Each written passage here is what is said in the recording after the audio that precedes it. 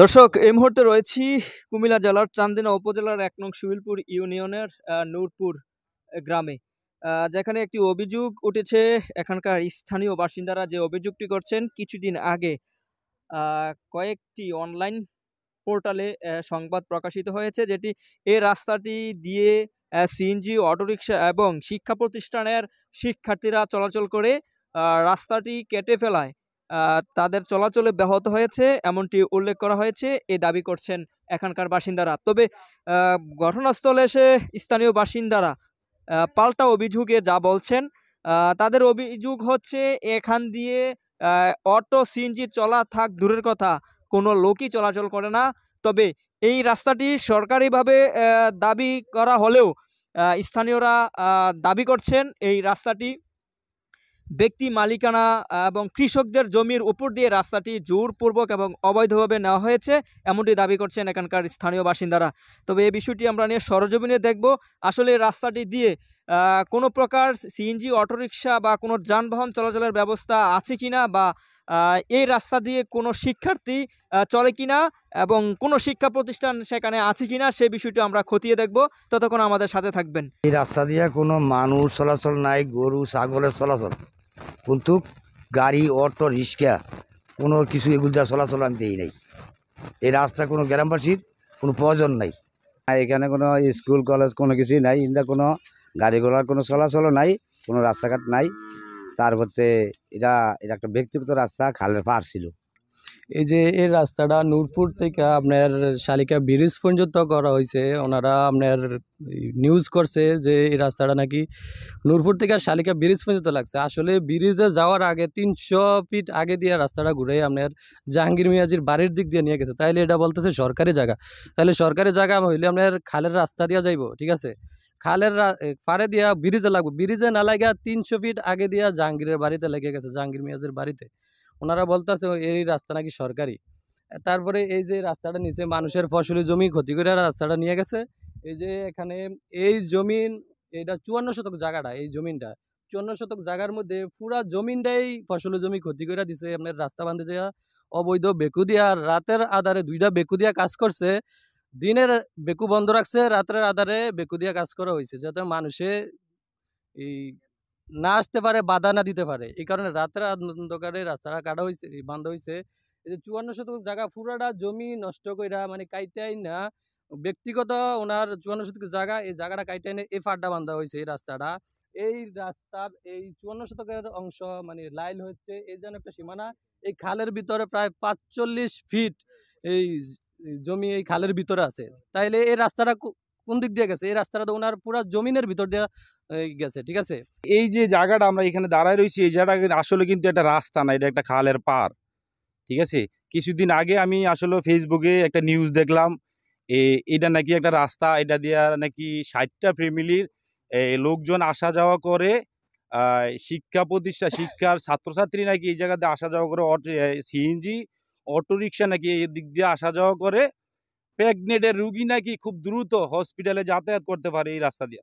আসলে কথাটা পুরাটাই মিথ্যা, ভিত্তিহীন, বানোয়াট। এই এই যে জায়গাটা, এটা আমি রাস্তা বলি না, কারণ এটা একটা খালের পার। ফসলের জমি নষ্ট কইরা, রাত্রে হোক আর দিনে হোক, আমি দেশে ছিলাম না, পরে দিয়ে শুনছি অনেক জমিনওয়ালারে আমার কাছে অনেকে কমপ্লেন করছে যে এই রাস্তাটা আমগো দরকার নাই, আমগো জমি জমা নষ্ট কইরা এই রাস্তাটা করা হয়েছে। আসলে কিন্তু জনগণের কোনো দরকারে, কোনো প্রয়োজনে এই রাস্তাটা লাগে না, আসছেও না। এই কথাটা, এই যে নিউজটা করছে আগে, কিছুদিন আগে, পুরাটাই বানোয়াট, মিথ্যা, ভিত্তিহীন। কারণ এটা আমি এই গ্রামেরই সন্তান, আমগো এই রাস্তাটা দরকার লাগে না। কারণ নূরপুর থেকে তো আমগো শালিকা যাতায়াত করার যে খুব সুন্দর একটা রাস্তা আছে, কি দরকার আমগো এই রাস্তাটা? কোনো দরকার লাগে না এই রাস্তাটা। কথাটা একবারে ভিত্তিহীন, বানোয়াট। তো দর্শক, এতক্ষণ দেখছিলেন সরজমিনে। এখন দেখাচ্ছি আসলে যেই দাবিটি তুলছেন এখানকার স্থানীয়রা। তাদের দাবি হচ্ছে আসলে এখান দিয়ে সিএনজি, অটোরিকশা চলা থাক দুর্গত, মানুষ চলাচলেই অনুপযোগী এই সড়কটি, যা কোনো কাজেই আসছে না। স্থানীয় এবং কৃষকদের এমন দাবি। আমরা সরজমিনে এসে দেখতে পাচ্ছি যে ব্রিজটি রয়েছে নূরপুর ব্রিজ থেকে শালিকা যে ব্রিজটি সংযোগ সড়ক রয়েছে। আসলে যে দাবিটি তাদের ছিল যে এখান থেকে সড়কটি করার মূল কারণ হচ্ছে ব্রিজের গোড়া সংলগ্ন এলাকায় গিয়ে রাস্তাটি ঠেকবে, কিন্তু আসলে রাস্তাটি তেমনভাবে নির্মাণ করা হয়নি। যেমনটি অভিযোগ করছেন এখানকার স্থানীয় কৃষকরা, তাদের দাবি হচ্ছে এই যে সড়কটি তৈরি করা হয়েছে বা নির্মাণ করা হয়েছে সেই সড়কটি কিন্তু যে জাহাঙ্গীর মিয়া রয়েছেন শালিকা গ্রামের প্রভাবশালী ওই ব্যক্তির নিজ বাড়িতেই গিয়ে লেগেছে। আসলে এটি সড়ক নয়, মৎস্য প্রকল্পের পাড়ের মৎস্য প্রকল্প তৈরির অজুহাতে একটি পাড় বাধাই করা হয়েছে, এমনটি কিন্তু দাবি করছেন এখানকার স্থানীয় কৃষকরা। তবে ভুক্তভোগী কৃষকদের মধ্যে অনেকেই দাবি করছেন তাদের জমি থেকে মাটি নিয়ে কিন্তু এই পাড়টি বাধাই করা হয়েছে, যার ফলে কিন্তু ক্ষতিগ্রস্ত হয়েছেন কৃষকরা। এমনটি কিন্তু দাবি তারা তুলছেন। তবে বিষয়টি আমরা সরজমিনে এসে আপনাদেরকে দেখানোর চেষ্টা করছি, আসলে তাদের অভিযোগ কতটুকু সত্য বা মিথ্যা রয়েছে সেই বিষয়টি অনুসন্ধানে আমরা তুলে ধরার চেষ্টা করছি। আপনারা দেখতে পাচ্ছেন যেই অভিযোগগুলা কৃষক এবং স্থানীয়রা করেছিল, আসলেই সরজমিনে তা দেখা যাচ্ছে। তাদের অভিযোগের আর সরজমিনে কিন্তু আসলে সততা পাওয়া যাচ্ছে। যে সড়কটি করা হয়েছিল যে খালের পাড় ঘেঁষেই, অর্থাৎ পাড় দিয়েই কিন্তু রাস্তা নির্মাণ করা হবে এমনটি দাবি নিয়ে তারা সড়কের কাজ নির্মাণ কাজ শুরু করে। তবে এখান দিয়ে সরজমিনে এসে দেখা যায় তার ভিন্ন চিত্র। যেই বাড়িটি রয়েছে এখানে কিন্তু আসলে কোনো প্রকার কোনো রাস্তা বা পার বাঁধের কোনো চিহ্ন নেই। তবে এখানকার স্থানীয়রা যে দাবিগুলো তুলছেন যে এই সড়কটি দিয়ে আমরা এসেছি এতক্ষণ দেখতে পেয়েছেন, আমরা ভিডিও ধারণ করে আপনাদেরকে দেখাচ্ছি যে সড়কটি আসলে এখান দিয়ে সিএনজি অটোরিকশা বা কোনো যানবাহন চলাচল থাক দূরের কথা, এখান দিয়ে মানুষ চলাচলে অনুপযোগী এই সড়কটি। তবে সংশ্লিষ্ট মহল এবং সচেতন মহল কি ভাবছে বা কি বলছেন কমেন্ট বক্সে জানাতে পারেন আপনাদের মতামত। আসলে এই যে এলাকার যে অভিযোগগুলো তুলছেন স্থানীয় অধিকাংশ কৃষক, সেই বিষয়টি আমরা তুলে ধরার চেষ্টা করেছি। সেই বিষয়টিও এখন তাদের কাছ থেকে শুনে নেব এবং জানবো আসলে কি কি অভিযোগ করছেন আর সরজমিনে এবং তাদের অভিযোগের ভিত্তিতে কতটুক সত্যতা রয়েছে সেই বিষয়টি। আমি জাকারিয়া। এই জায়গাটা হচ্ছে আমাদের, একটা দলিলে আছে 55 শতক, আর একটা দলিলে হচ্ছে 33 শতক। কি করছে, সরি 18 শতক। 2023 সালে কাজটা শুরু করে তারা, তখন আমি ঢাকাতে ছিলাম। আসার পরে তাদেরকে জিজ্ঞাসা করলাম যে ভাই আমাদের জায়গাটা কাটতেছো কিসের জন্য। সে বলছে চেয়ারম্যান বলছে, জাহাঙ্গীর বলছে, চেয়ারম্যানে জানে, চেয়ারম্যান বলছে। চেয়ারম্যানকে জিজ্ঞাসা করলাম, তারপর জাহাঙ্গীর, চেয়ারম্যান বলছে যে জাহাঙ্গীরে জানে। তো জাহাঙ্গীরে এক পর্যায়ে বলতেছে যে এটা সরকারি জায়গা হয়েছে।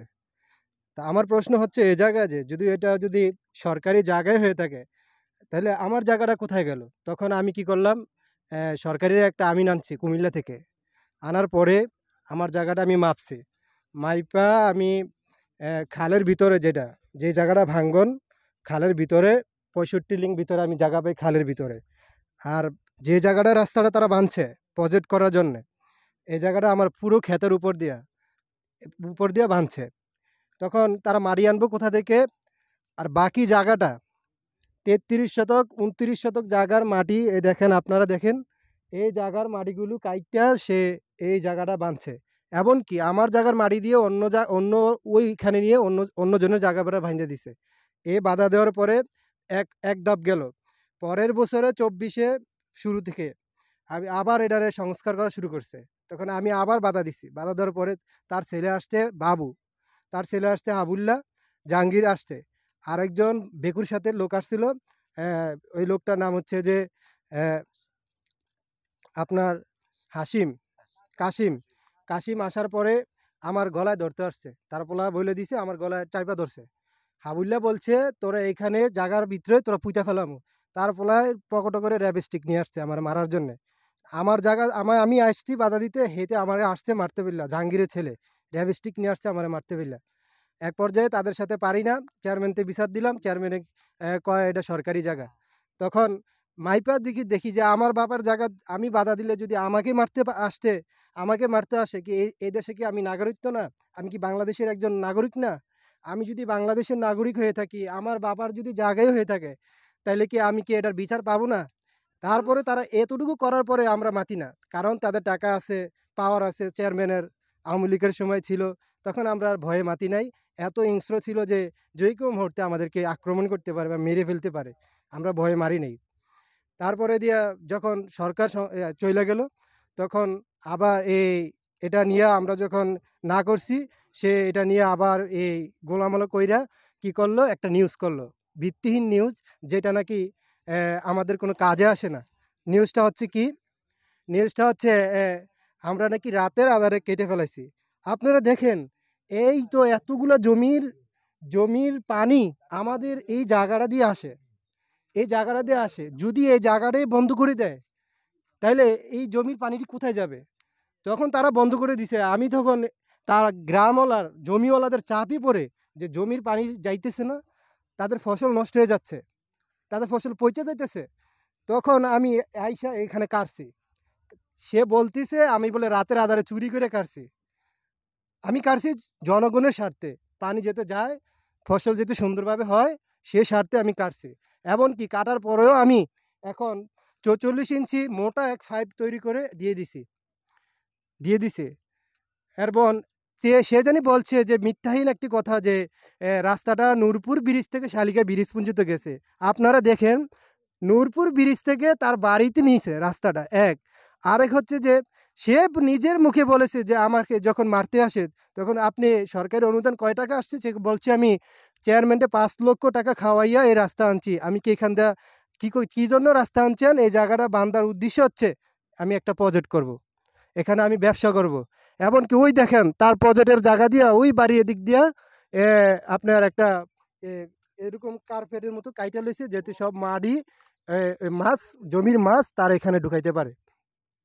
শুধু এটা নয়, তার যদি স্ট্যাটাস দেখি, এদিকে তাকান, তার স্ট্যাটাসটা কি? সে একটা মার্ডার আসামি ১ নম্বরে। তার স্ট্যাটাসটা কি দেখেন? একটা পারিবারিক মেয়েলি বিষয় নিয়ে সে আমাদের সমাজের ভিতরে এমন এক দ্বন্দ্ব করে দিছে, এখন ২টা মসজিদ হতে বাধ্য হচ্ছে। ২টা মসজিদে পরিণত হয়েছে তার কূটনীতি থেকে, বুঝছেন? তে এত হিংস্র। এমনকি এই জনগণের উপরে প্রত্যেকটি জনগণ তার উপরে অসন্তুষ্ট। এরকমভাবে জনগণ কি করছে? এরকমভাবে সে জনগণের প্রতি অপপ্রচার করছে বা জনগণের অনেক কিছু করছে।